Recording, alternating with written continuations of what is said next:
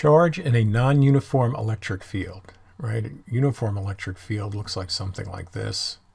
And in the volt, the equipotential lines would be like this. So that's V, V1, 2, 3. Here the potential lines are kind of squiggly. So it's defined by the set of equipotential lines shown above. A negative 20 microcoulomb charge is moved from one location to another in the region. On the diagram, indicate the direction of the electric field at points A, B, C, D, and E. Between which two points is there the greatest potential difference? And between which two locations will the work done on the charge by the electric field be the greatest?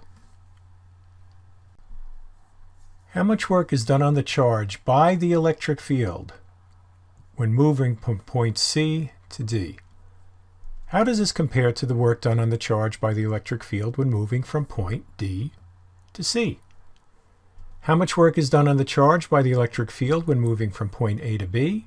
And then how does that compare to the work done on the charge by the electric field when moving from A to E?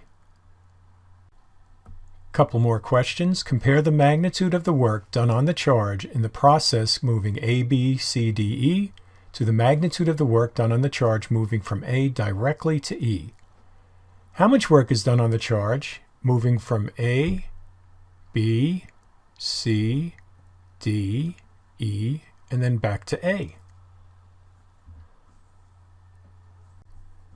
On the diagram, indicate the direction of the electric field at the 5 points. In general, the electric field should point towards the lower voltage. So it's going to be going to the right. Okay, here's your highest voltage, 10, goes to 5, 0. Now, we're not worrying about magnitudes here. You could say, hey, wait, it's increasing again. No, it keeps decreasing. It's negative 5, negative 10. So the voltages will point to the right.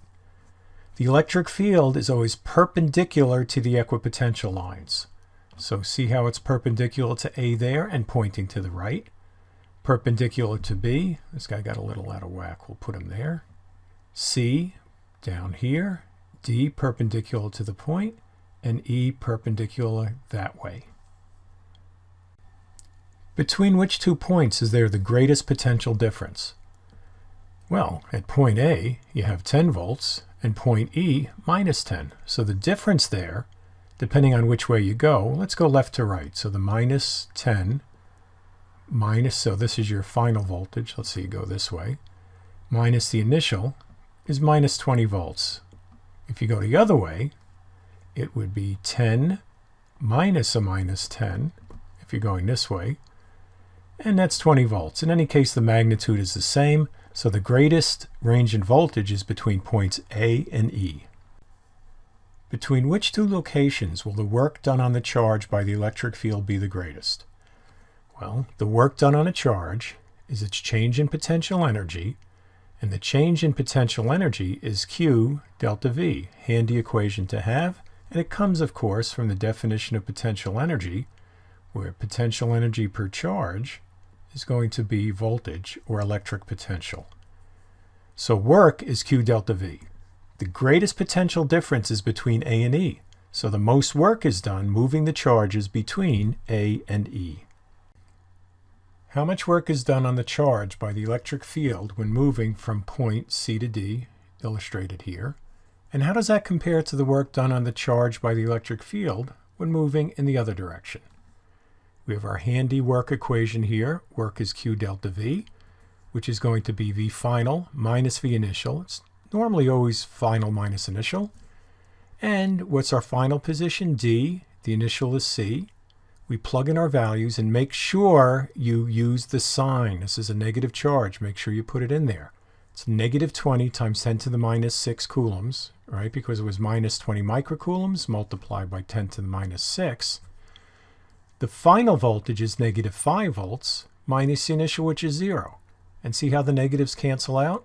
So the work done by the external force is 1 times 10 to the minus, work done by the field is 1 times 10 to the minus 4th joules.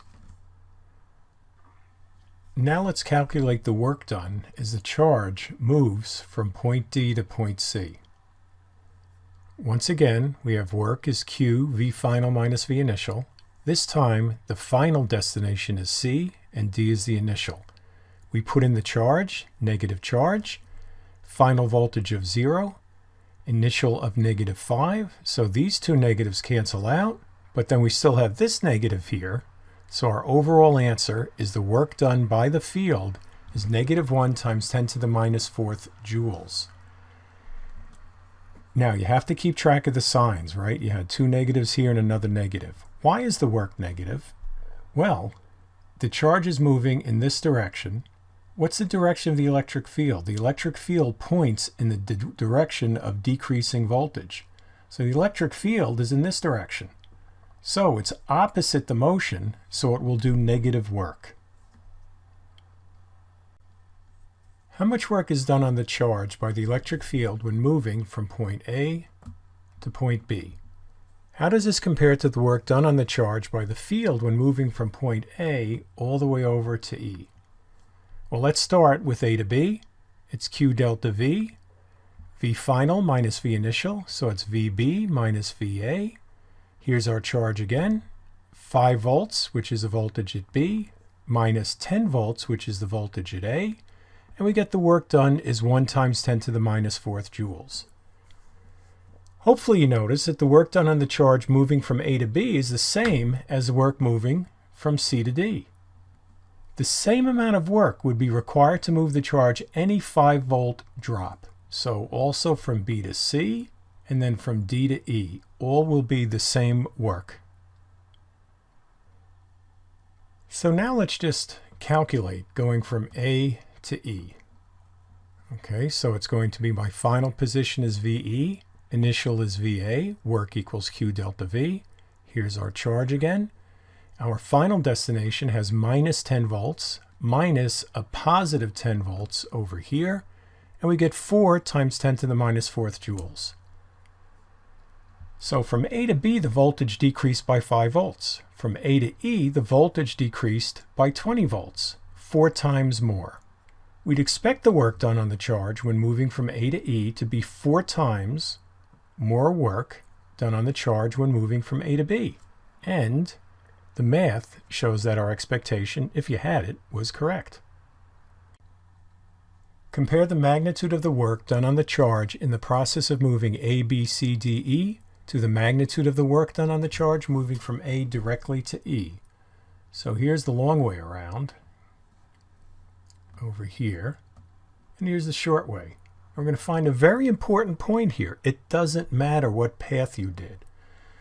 Moving the charge along the path with 4 5-volt drops would be the exact same as moving the charge along a path with 1 20-volt drop. That is so incredibly important. The path does not matter.